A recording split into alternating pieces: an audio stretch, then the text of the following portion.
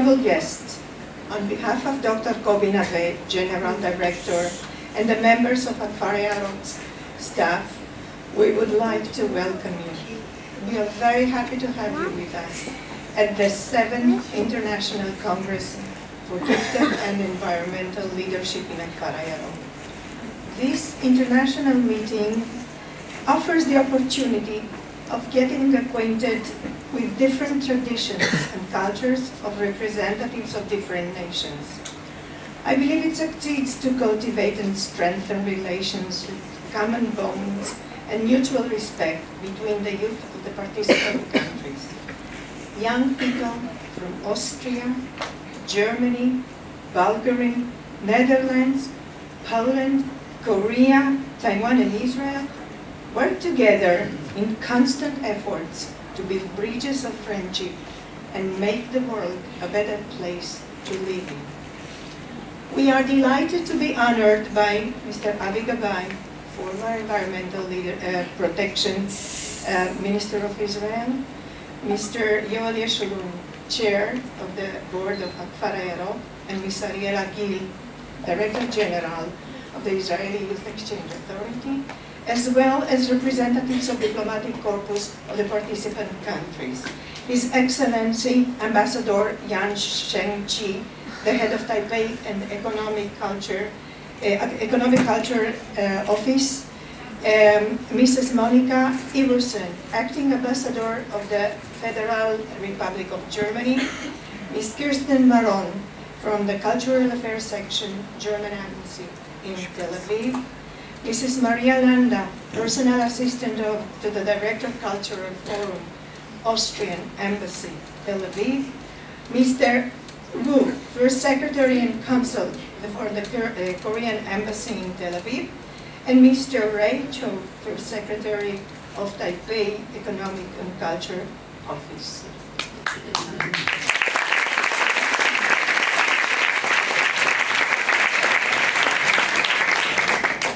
I'm Ted Weibstein, the Coordinator for Foreign Affairs and Youth Exchange Programs in Hakfar Hayarok. Dr. Kobi Nave, the Director of Hakfar Hayarok, is usually the person who opens the grand festival of greeting session of the Congress. This year, he has decided to leave the stage to the honorable guests.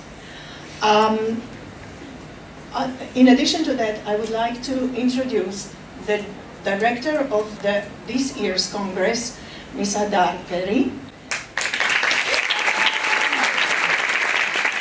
And I would like to introduce this evening's MCs, Nomi Green and Tal Dutan.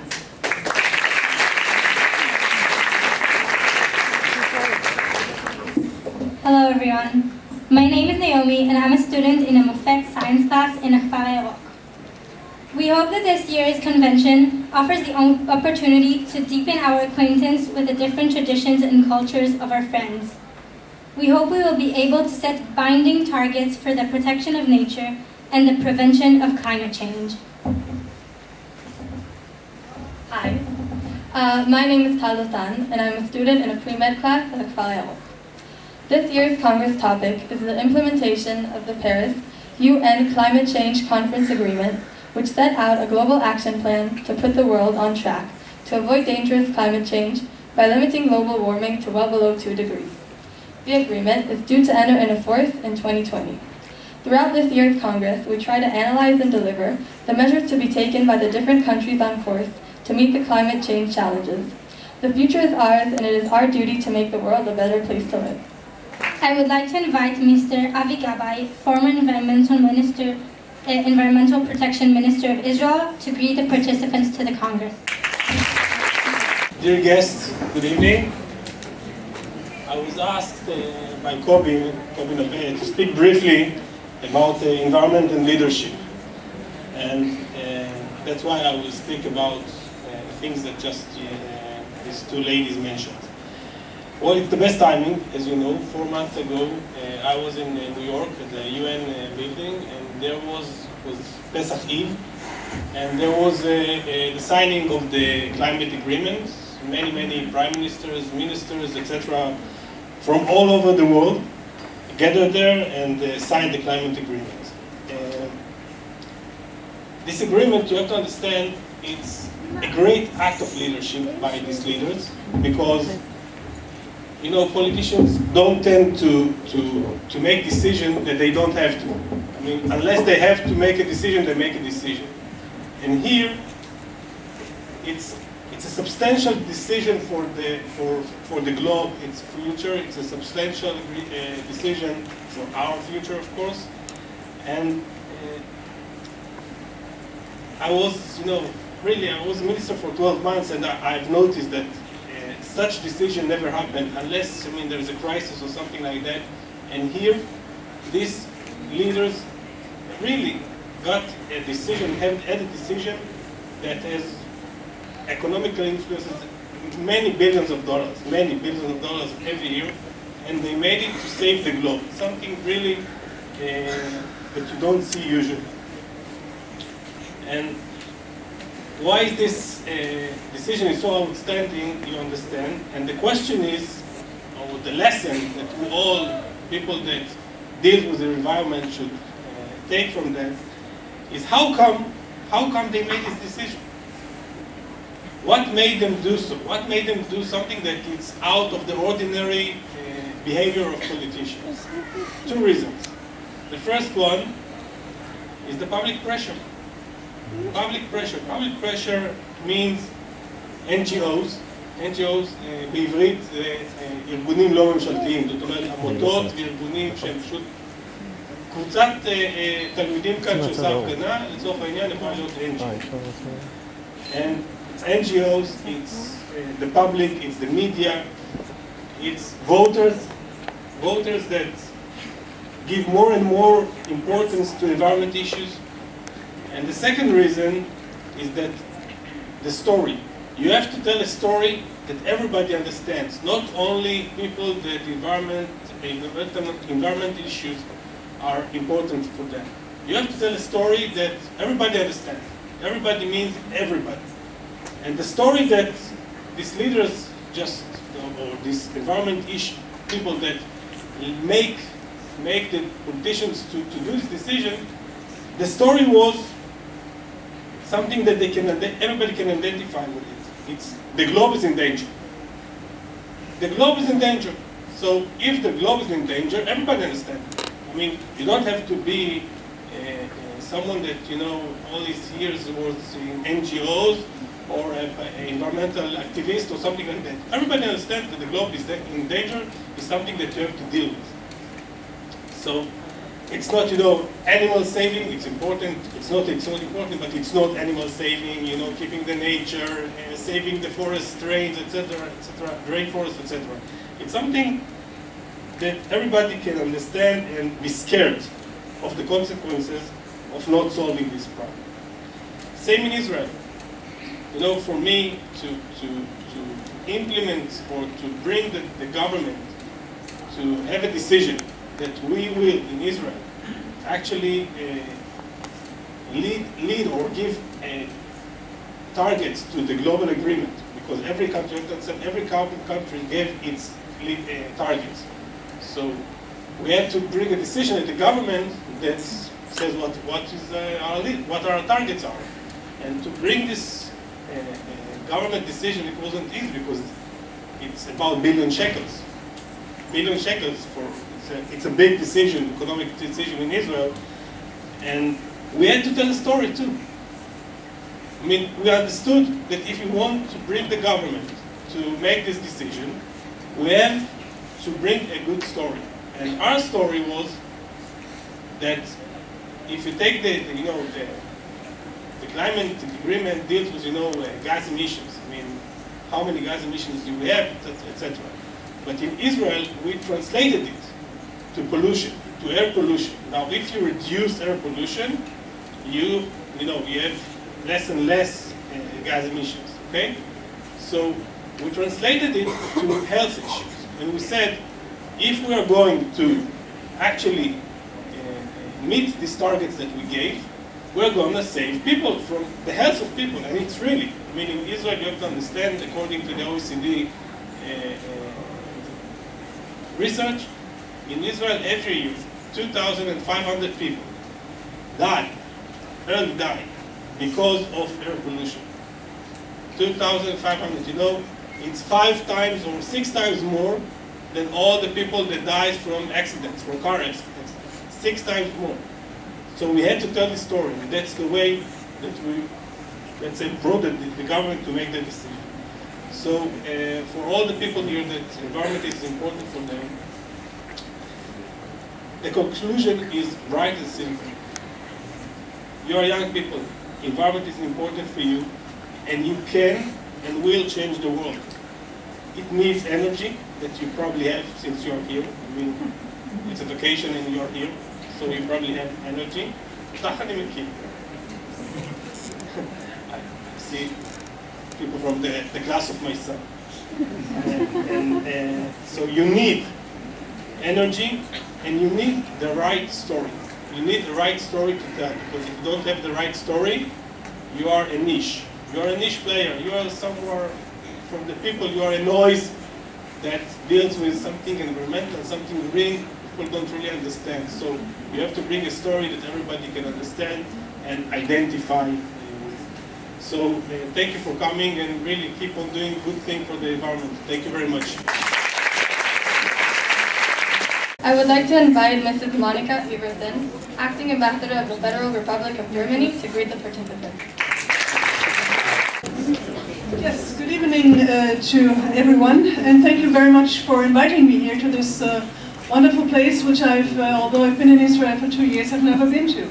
And I think just the name of the place, Hakfar Hayarok, the Green Village, what a better place could there be for the topics that you are going to discuss and the issues you want to work on during the next days.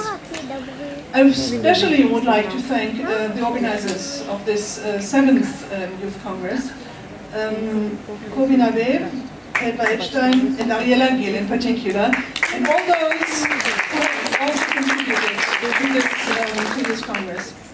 And I would also like to thank my fellow diplomats for letting me speak here in their name as well tonight.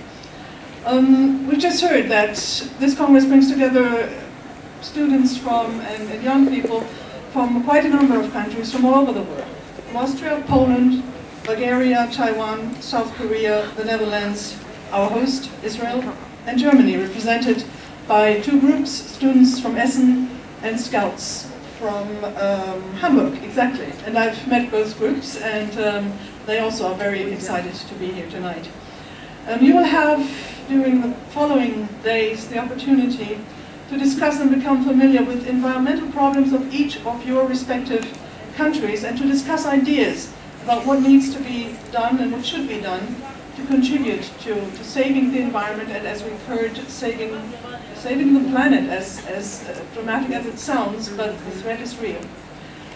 And one thing I think we've learned, not just during the negotiations in Paris and before about Kyoto, and as governments, which I'm a representative of the German government, but as governments in general, nobody can do this alone. No country can just for itself decide to, I don't know, burn less coal if your neighbor is still doing it. So what we really need is cooperation in this, international cooperation of governments, but also of civil society, between NGOs, with NGOs, and with every citizen of our countries, because they are, on the one hand, yes, they're exerting the pressure to make politicians move and sort of take better care of certain issues or focus more on certain issues.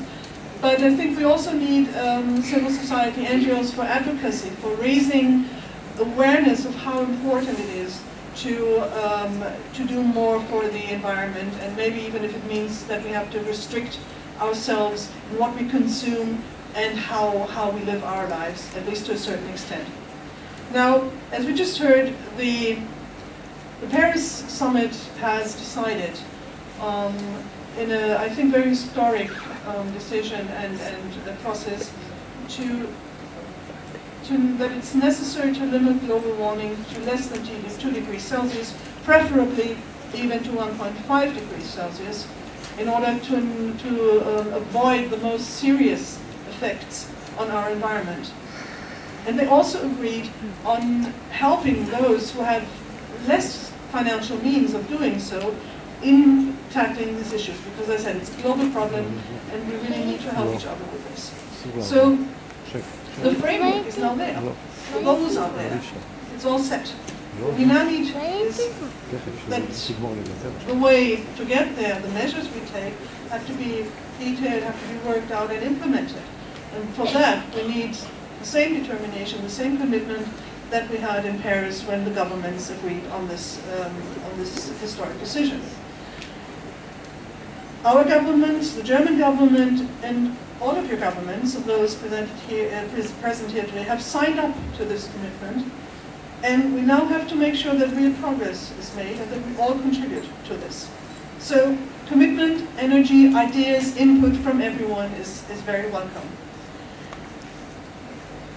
But there are also other aspects, I think, which are important of you being here today, and this is even has nothing to do with the environmental aspects you're going to discuss. I think it is a wonderful opportunity for all those young people and students here to exchange your ideas, your experiences, to get to know each other, to learn about other cultures, and as also to build new friendships. Because there's nothing better, I can tell you, than by just going other places and seeing for yourself what it's like to get impressions firsthand, and that usually lasts for a lifetime, and even for some creates a lot of interest and a lot of desire to come back and maybe stay longer. So use this opportunity, network, and exchange ideas, and exchange views, because I can tell you from my experience as a diplomat, it's always good in discussions, in negotiations, if you have great arguments, but if you have a personal relationship on top of that, it's even better for getting results. So as the leaders of tomorrow who will face these same environmental challenges, work on this as well. It's really worth it. And enjoy your stay here. Thank you very much. I would like to invite Mrs. Ariella Gill, General Director of the Israeli Youth Exchange Authority, to greet the participants.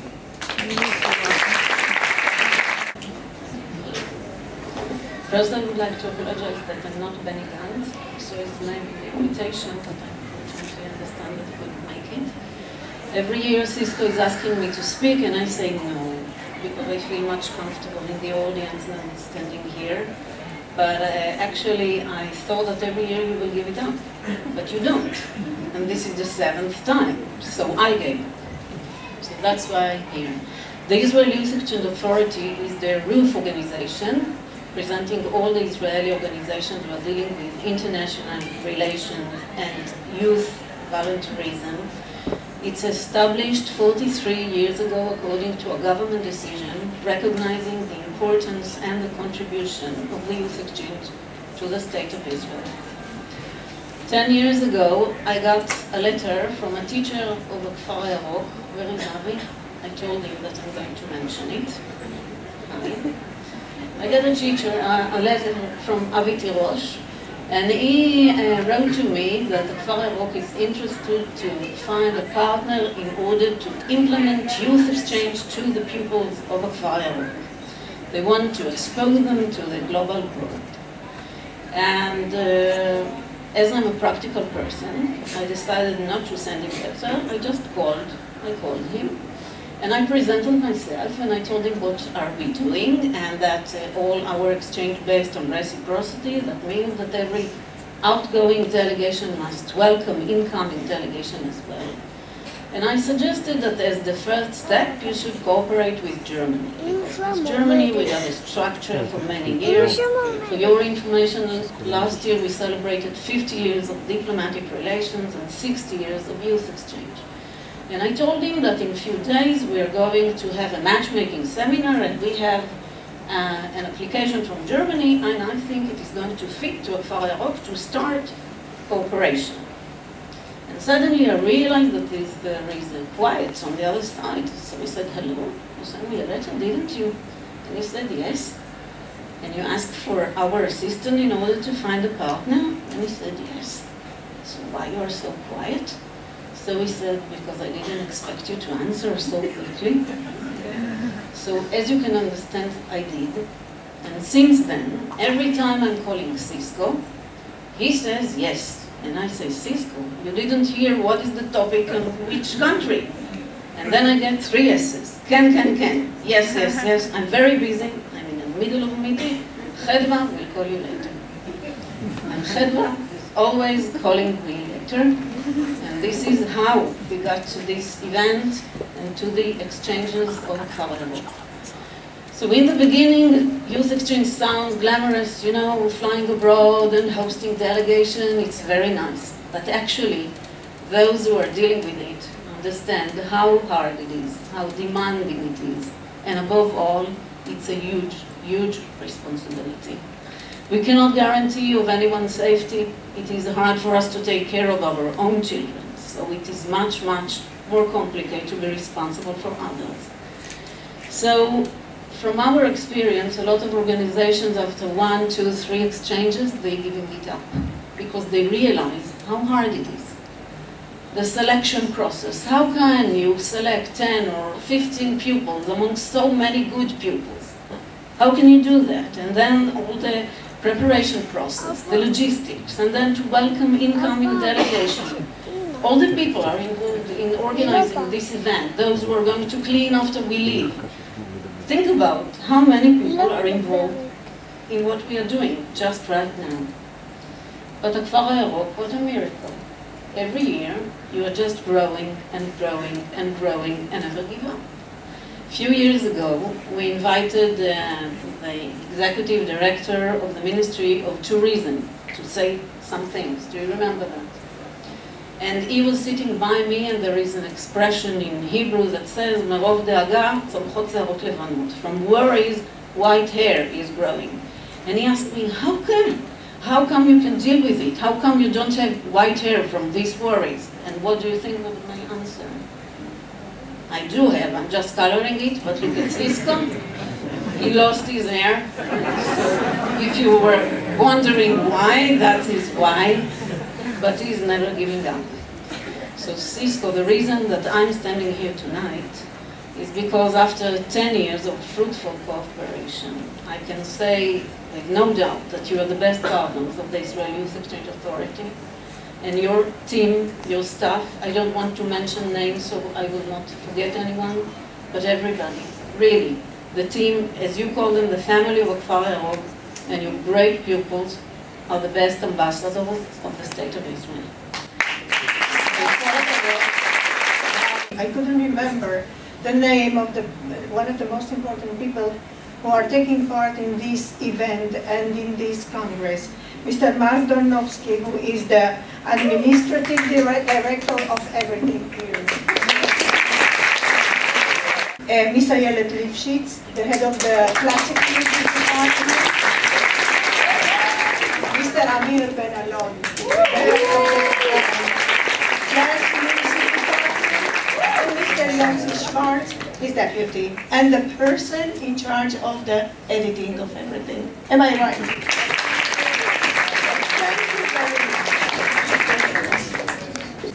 We would like to invite our friends, the participants of the International Congress, to start their national performances. Ich freue mich, dass ich jetzt die deutsche Delegation auf Hamburg auf die Bühne bitten darf. Hamburg, Germany. Good evening, ladies and gentlemen, or as we say in Hamburg, moin moin. As you can see, we're the Scouts from Hamburg, from Germany, and we're wearing our traditional Scouts uniforms, just like the Israeli Scouts actually. And when we go on our trips, we love to sing songs, and this is why we'd like to share this next song with you, and then we hope that you'll enjoy it. So, have fun.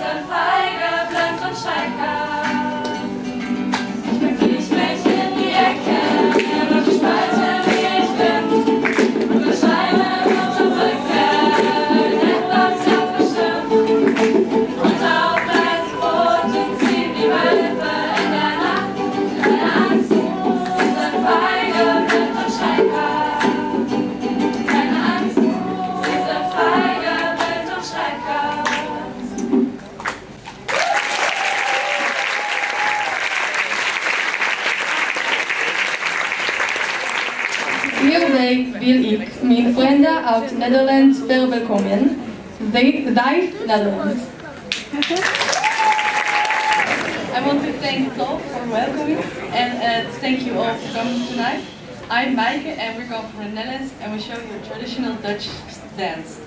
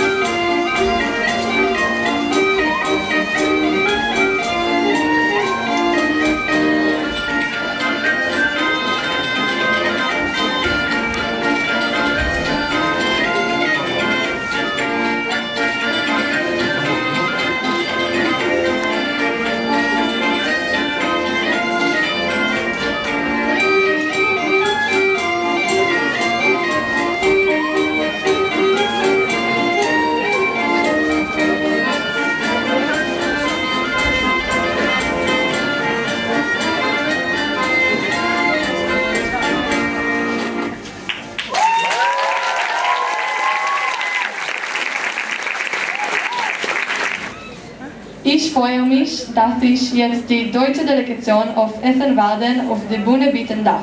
Essen, Germany.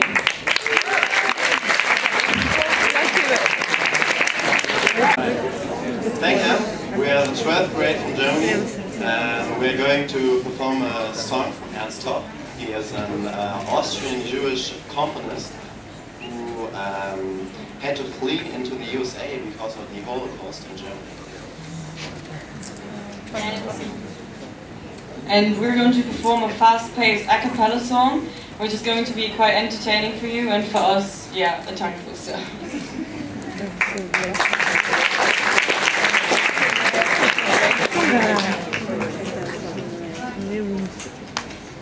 Ratibor und der Fluss Mississippi und die Stadt Honolulu und der See Titicaca. Der Popocatépetl liegt nicht in Kanada, sondern in Mexiko, Mexiko, Mexiko. Ratibor und der Fluss Mississippi und die Stadt Honolulu und der See Titicaca.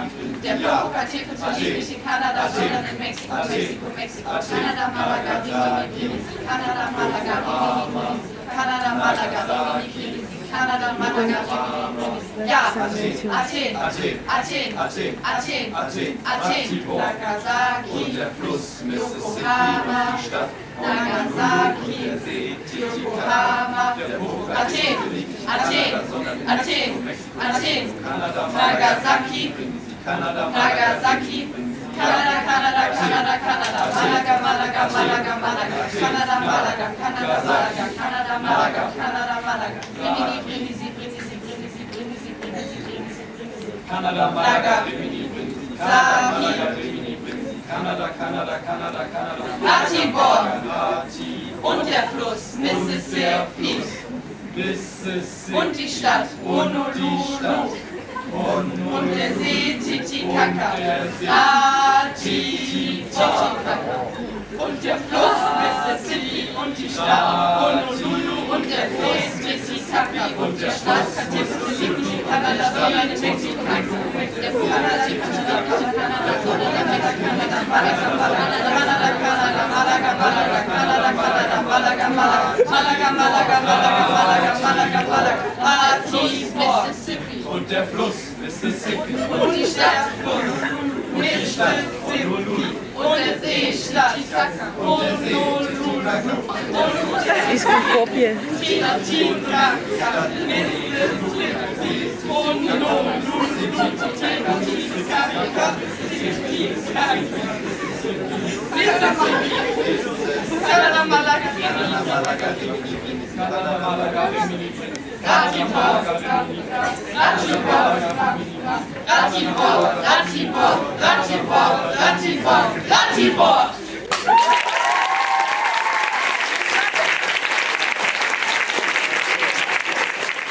Zapraszam polską delegację, aby przedstawili swoją prezentację.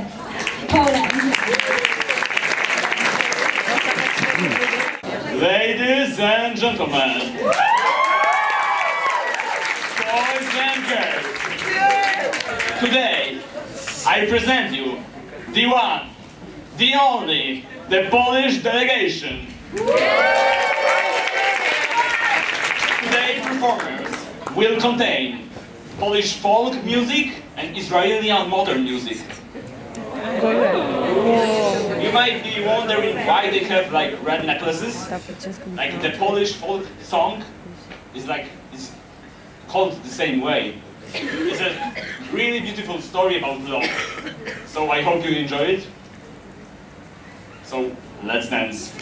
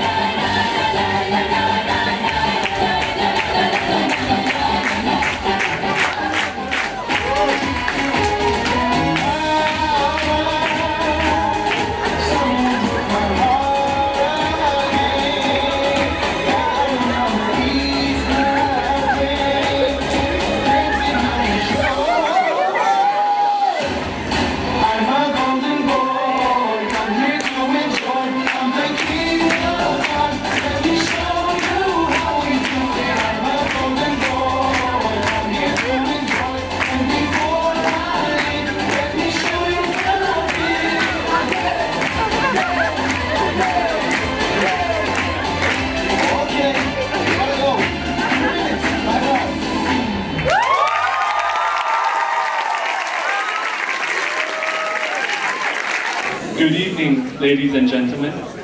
We, the delegation of Taiwan, hereby present you with the play that we made by ourselves, The Legacy of Matsu. Matsu was once a religious deity of Taiwan. Not only Taiwan, but all over mainland China and of course Asia. She was once said to protect seafarers and a lot of other else.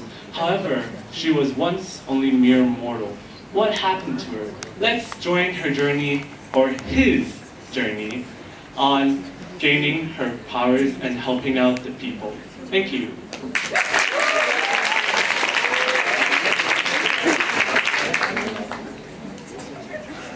Oh, darling, I can't wait for our baby to join this beautiful world. Look at the nice sky. I think it's a scenery of blessing. I pray to the gods. May he gift us a healthy boy. I think we'll name him Matsu. Good name. Hey, look over there. It's so weird. Oh my God, it's a light beam coming from the heaven. And everything here turns red. Something unusual must have happened here.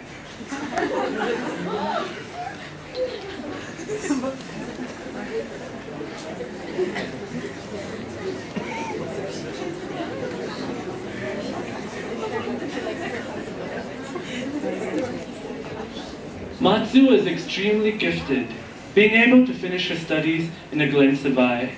She studied in numerous events, such as biology, and of course, medicine, and finally, of course, marine biology. Let's welcome Matsu. It's a she, but it may also be a he.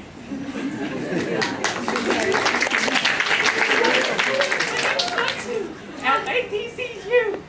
I'm not going to skip, but currently, I am 17. Matsu. Oh God, no. What did you say? Nothing. Have you finished your assignment yet? Yes. Marine biology, medicine, and math. Okay, now let's have a pop quiz. 1 + 1 equals... 2. What about 2 + 2? 3. No, wait, 4. Oh gosh, I finally understood.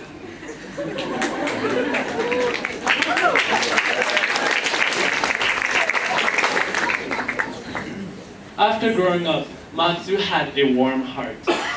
With her talents, she was able to heal the wounded with a snap. However, with these talents, not only did she help the poor, but also all the people all over the country. Hello everyone, I'm Matsu. I help people now. Matsu! How can I help you? I visited my ankle yesterday. The doctor said Can you speak faster, please? I might lose my life. Okay, let me help you. Hooray! That's amazing! I feel so alive! I tell you, tomorrow is the perfect day No! to go fishing. According to my divination and my sensitive nose, tomorrow is not the perfect day to go fishing. Matsu, save this man. She's No. out of her mind. No, you mortal. If you don't listen to me, you'll regret your life. Stop. Let's mention that. Oh yeah, I suppose.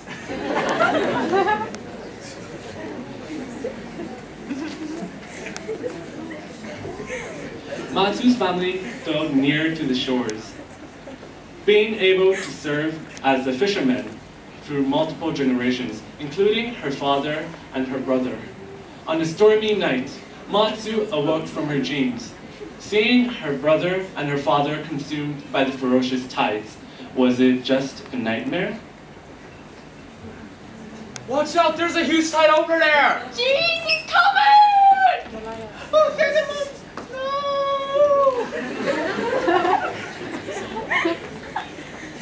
Matsu, what are you doing over there? Mom, I saw my brother.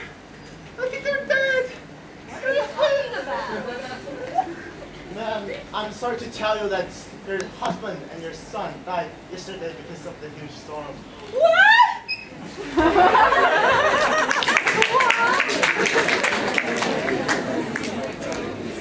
After the tragic accident, rumor has it that Matsu sailed out to sea alone to search for her family.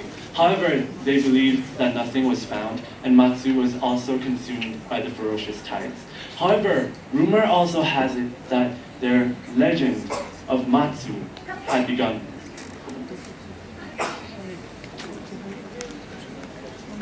Oh, I bet you don't go. The soothsayer said that it was a bad idea to go fishing. Oh, you're so... What can I do if... Shut up, you're so annoying. Isn't that Matsu? I thought she's dead. Oh, it must be her. She must be coming to save everybody's lives.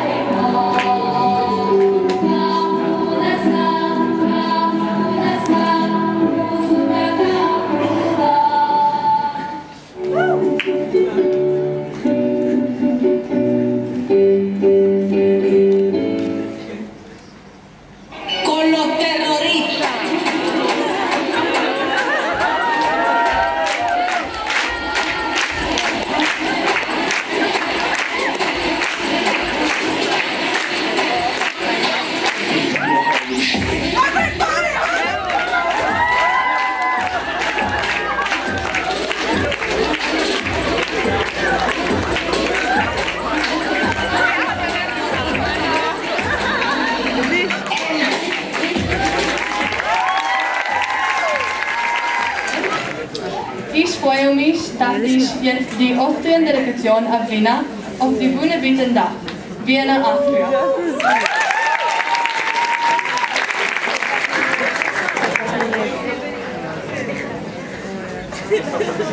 Servus, Shalom, and hello everyone. We are the Austrian delegation, and we would like to lead you on a journey, on a musical journey throughout Austria's history. I am from Austria.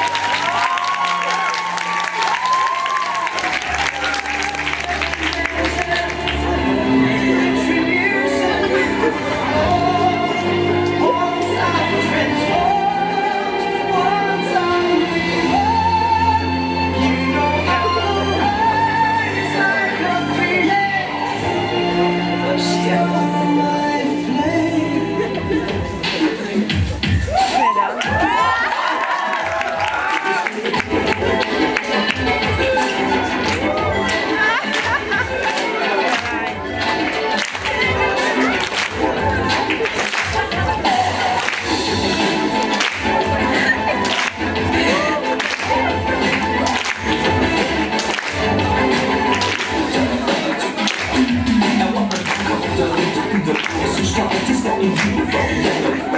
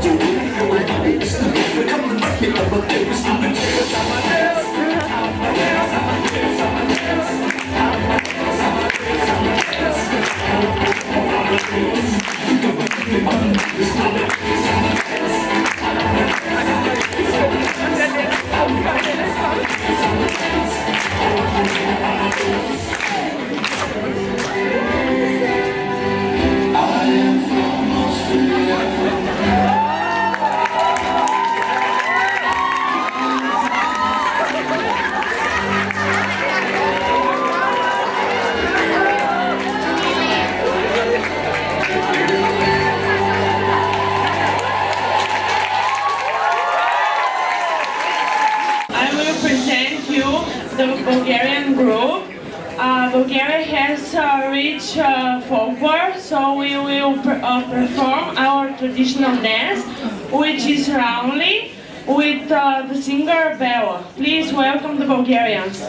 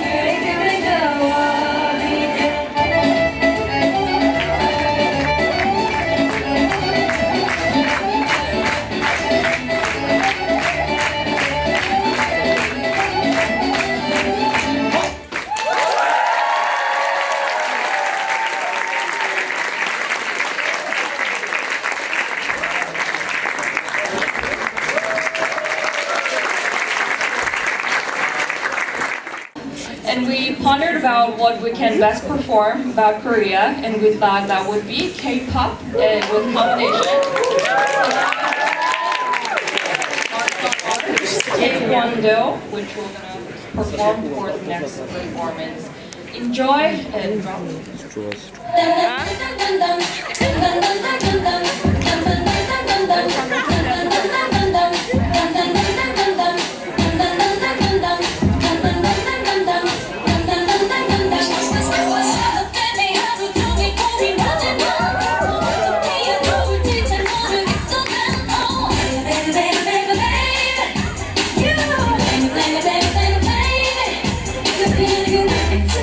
아찔하고 헷갈리게 해 내 이성적인 감각들을 흩어지게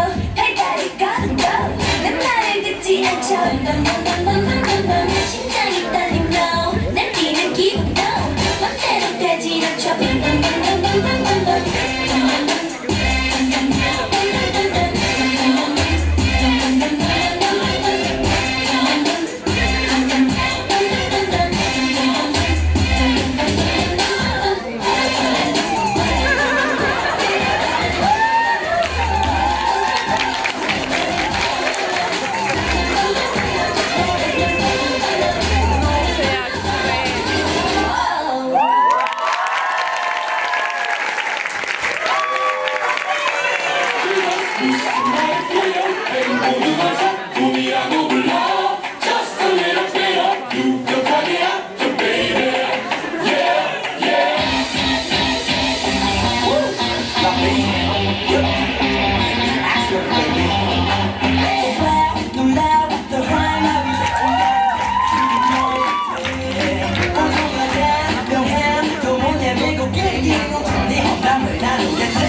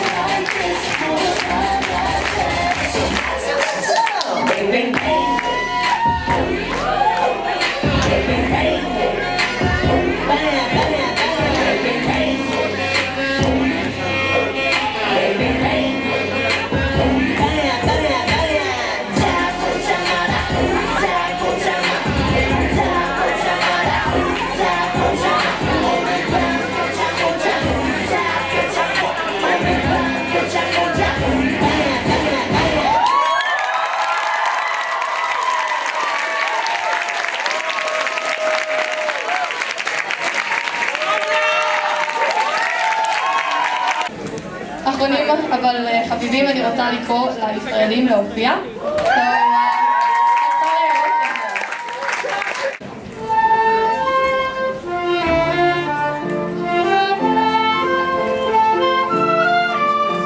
I've heard there was a secret chord that David played and it pleased the Lord, but you don't really care for music, do you? It goes like this, the fourth, the fifth, the minor fall, the major lift, the baffled king composing hallelujah, hallelujah, hallelujah, hallelujah.